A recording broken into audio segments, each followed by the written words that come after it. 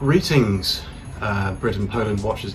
So today I want to talk about one of the favourite holiday spots of Poles and foreigners alike, the incredible city of Gdansk.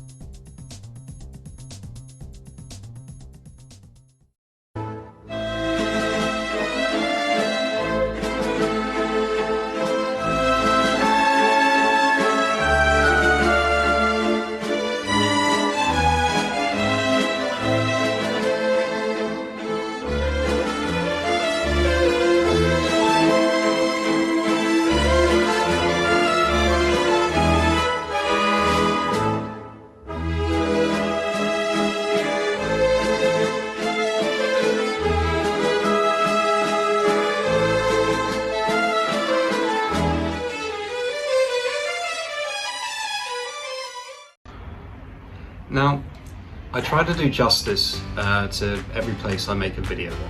Admittedly, I need to revisit some of my earlier videos totally.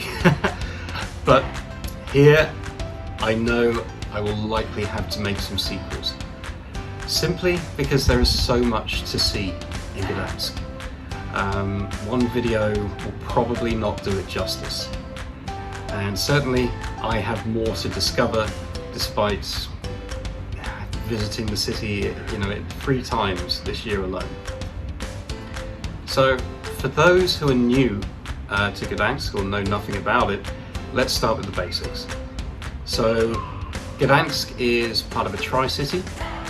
So you've got Gdansk, Gdynia and Sopot, and it's all located on the north coast of Poland, along the Baltic Sea and nestled on the southern edge of the Gdansk Bay.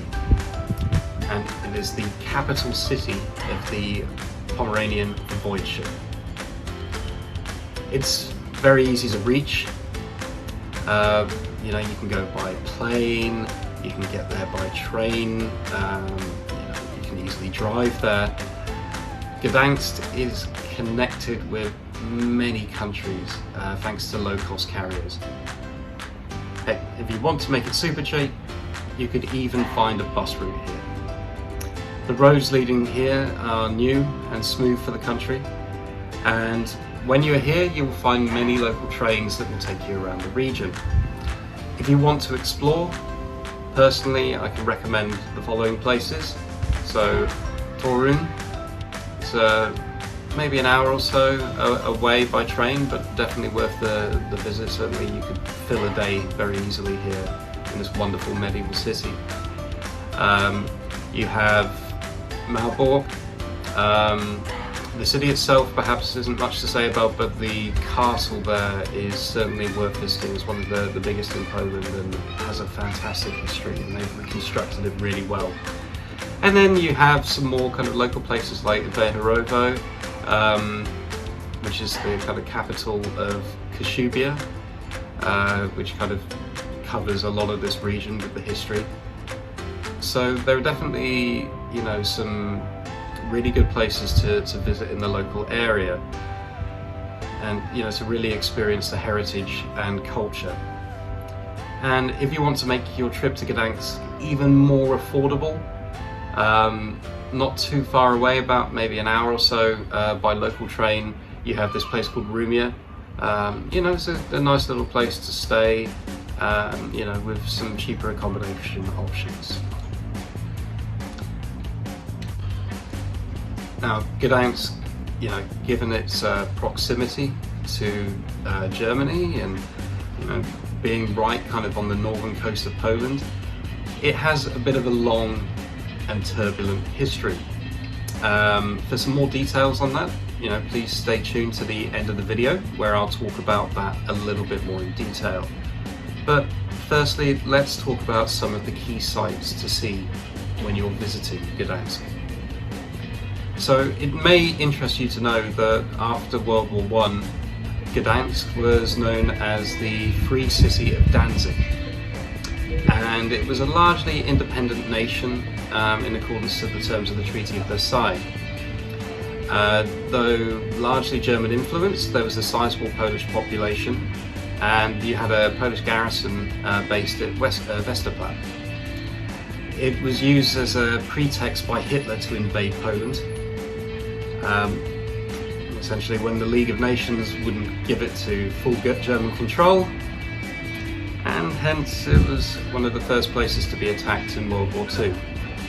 Thus, fittingly, you have one of Europe's greatest museums about the war situated here. This large and incredibly thorough institution is well worth a visit, but I suggest you leave a good few hours if you want to experience every exhibit.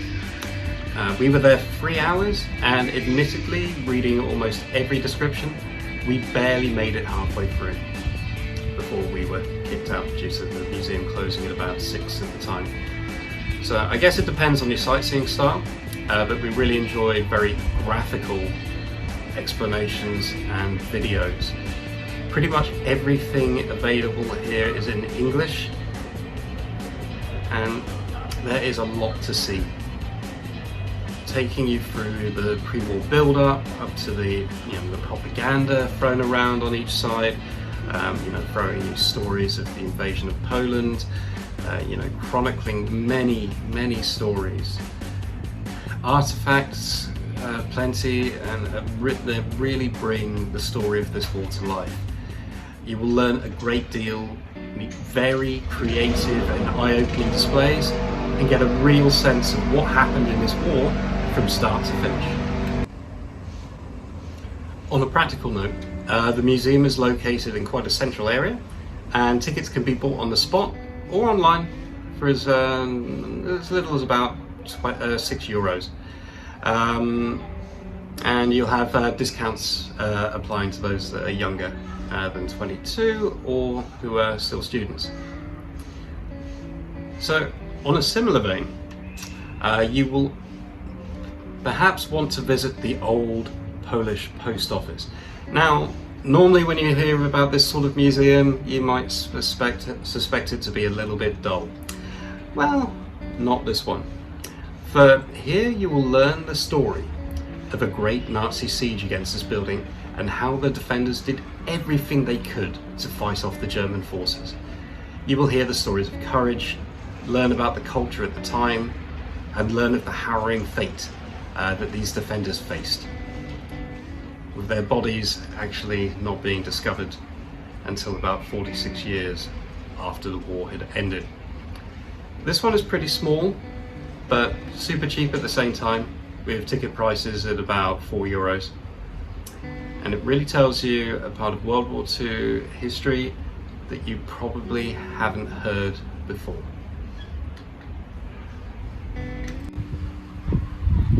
Now, moving on the clock a little bit, so turning to after the war, you may or may not know that Poland was made into a satellite state of the USSR, due to the Treaty of Yalta. Now, the Poles faced many years of kind of rule from, direction from the Soviet regime, and the control from their Soviet-influenced government, their resources were stripped, their freedom was restricted, and their growth as a nation slowed due to this kind of semi-occupation. Now, Gdansk is the site of where the tide started to turn, and the Poles began fighting to regain their independence, which ultimately led to the collapse of the Iron Curtain and opening the door for other countries behind it to regain their independence. Now, this came in the form of a civil rights movement known as Solidarność, or in English, Solidarity. You can find the museum to this incredibly moving and interesting tale right here. Trust me, you want to see this. and I severely recommend the audio tour to really learn the story of heroism against great odds. This is also the site where Lech Wałęsa signed the agreement founding this movement. Other than a detailed history of the Solidarity movement and the occurrences around it, you'll see what life is like in Poland in the so-called communist era. This includes social, cultural, and everyday life, not only politics. Of course, Gdansk's history extends much beyond the last century, and you will find plenty of evidence of this looking at the architecture of the city.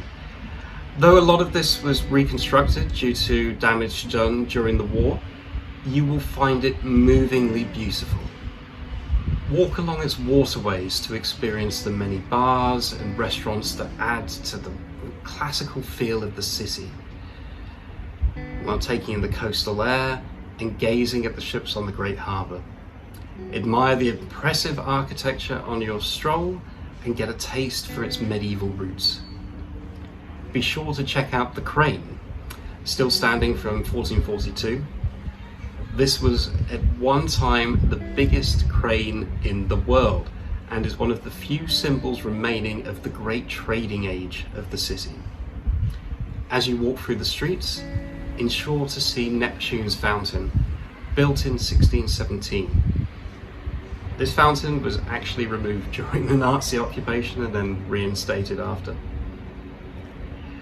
And among the churches and cathedrals, which feature in every Polish city, I highly recommend visiting St. Mary's.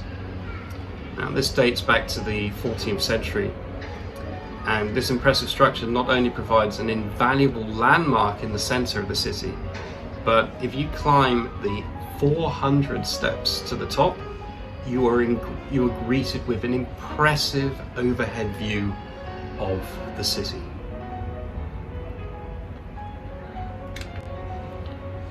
Now, naturally, you will find a few bars and restaurants dotted throughout the city, but I'd like to highlight a couple of places of note.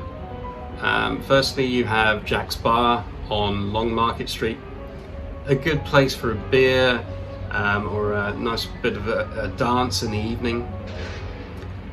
Secondly, I really liked Wisniewski on Piwna Street. Now, this is a little place where you mainly find yourselves kind of standing either inside or outside, but they have this incredible cherry vodka, which is served hot or cold, depending on your preference, and of course the time of year that you visit the city. And you can take some home, if you like, at a reasonable price, and luggage allowance, of course.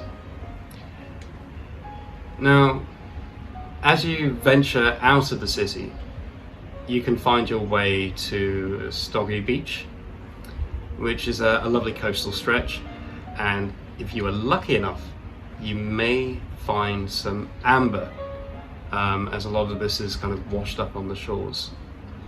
It is one of the key trading points of the city, and easily accessible by Uber or local tram. Well worth escaping the cityscape to enjoy the beach and soak in some sun. Now, honestly, there are a great many more discoveries to be made here, many of which I will certainly be returning to see someday, such as the Maritime Museum, the National Museum, the Oliver Cathedral and Park, there's the Romanesque Cellar, Westerplatte, and many more sites of interest. This place is really a gold mine. So one thing I really recommend before you're coming here, if you're going to try and see it all, is plan. Look on TripAdvisor, look on the web, really kind of gauge where all these places are, because some of them are a little bit tucked away, some of them are a little bit outside of the center, but it's really important, if you want to see the most that Gdansk has to offer, that you plan ahead. Now, as you may remember me mentioning, Gdansk is one of 3 cities that are linked together, and you have the great opportunity to see the other cities on your trip. You can travel by train, or if you have a bit more energy, you can walk along the sort of coastal forested paths to reach Sopot and Gdynia. I think it's roughly about 8 kilometers distance between them, so you can walk it in an hour or so, and if you have the right weather, it's perfect. Or you have the option of renting a bike, and you can travel effortlessly from one place to another. Gdansk itself is a very bicycle-friendly city. The bike paths pretty much connect all 3 cities along the coast, and there are a lot of those within the city itself.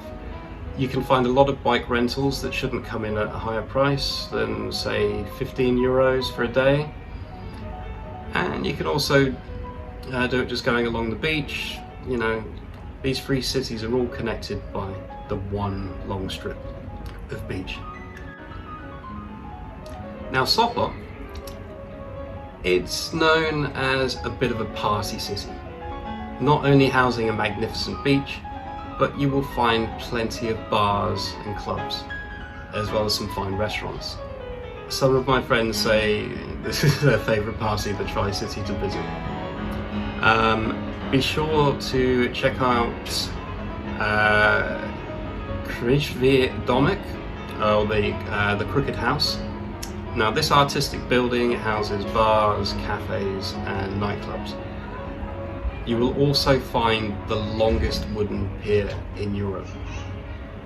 Very nice to get some coastal views, and you see a wonderful kind of view of the whole coastline when you get to the end of this pier. All in all, Sopot is about relaxing and having fun, so definitely worth stopping by. Now, Gdynia is the more industrial side to the triumvirate. So the saying goes in Poland, you work in Gdansk, party in Sopot, and live in Gdynia.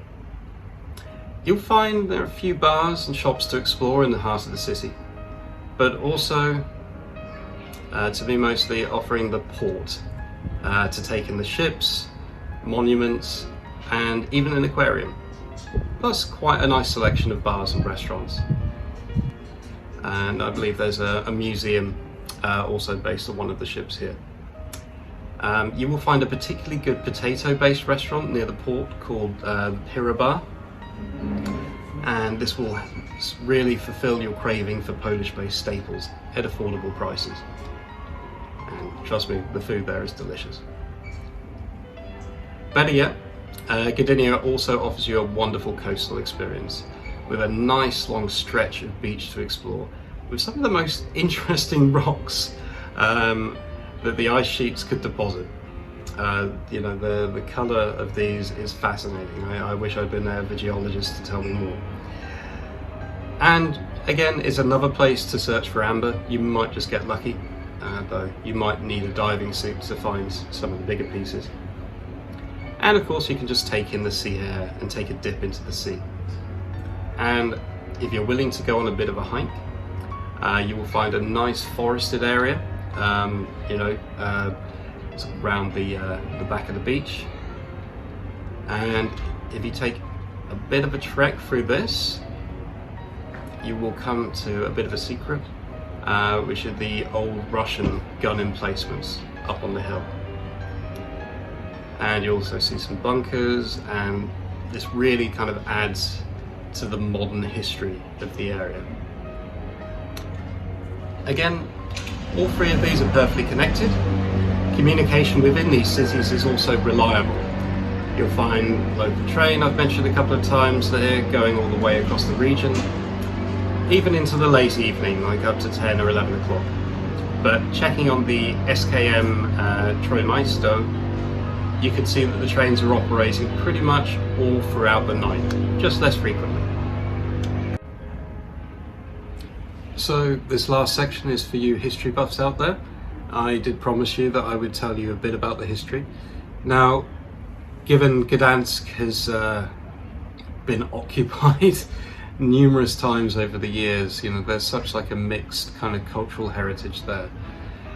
So I thought it was worth to highlight some of these conquests and you know, how the city's changed hands over time. Now, the city itself, well, the first written record takes it back to 997 AD. Though the archaeological evidence and also kind of common sort of folklore would dictate that a fortress was erected in 980 AD by Mieszko I of the Piast dynasty. In 1186, a Cistercian monastery was erected in Oliva. In 1236, Gdansk is given city rights by Duke Svantopolk II. Then in 1301, the town was taken by some Danish princes, and subsequently the Polish nobles hired the Teutonic Knights to retake the city.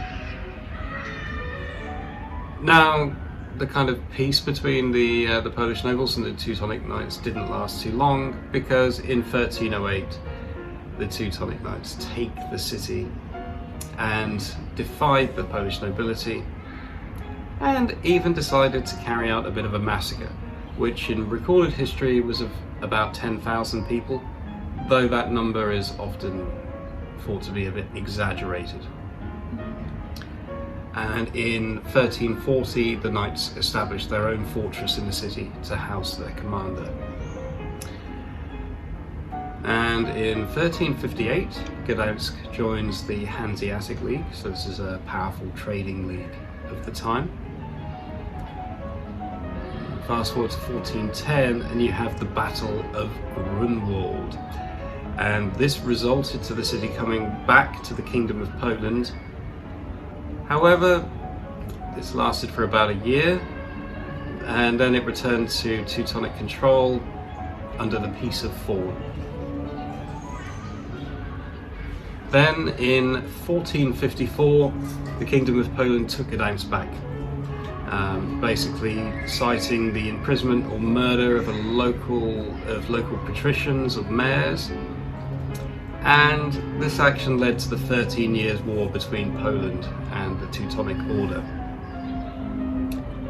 Fast forward a bit, and you have 1734, where the city was actually taken by the Russians in the siege of Danzig. And in 1793, the city was annexed by the Kingdom of Prussia during the Second Polish Partition. 1807 to 1814, so the Napoleonic era, actually led the city to become free once again. However, of course, after this in 1815, Prussia retook the city. And then from 1871 to 1919, the German Empire then had control. So the rest is kind of modern history, which I've kind of covered a bit already in the video, but there is obviously a lot that happened, you know, during World War II and, you know, during the kind of the Russian occupancy. So it is a very fascinating period, you know, very fascinating city for history, definitely, and that is very evident in the streets when you're there. But it's worth noting a couple other points. So Gdynia actually started out in 1918 as a fishing village, so, you know, very modern and contemporary, and it only became a city of its own right in 1926. And Sopot actually only became a city in 1908, but has actually taken many different forms, you know, from as early as the 8th century. Starting out as a Slavonic stronghold, a fishing village, a spa town for a long time, an administrative centre, and now the resort town, as it is known today. Thank you very much for watching. Of course, as I said, Gdansk has a lot to cover, and I still don't feel I've really done it justice. So You'll probably expect some follow-up videos in the future once I've had a chance to go back, see some more sites. If you enjoyed the video, please like and subscribe. I have many more videos coming up about Poland. I've been trying to do a lot of travelling lately, so I've seen a few more places like Lublin, Olsztyn, and yeah, certainly a fair few more videos to come. I'll be going to Poznan again soon. Please feel free to, I've started out a Twitter account, Instagram account, and I have a Facebook page, so I'll put the links to those in the chat. But thank you very much for watching, and I hope you enjoyed. Take care.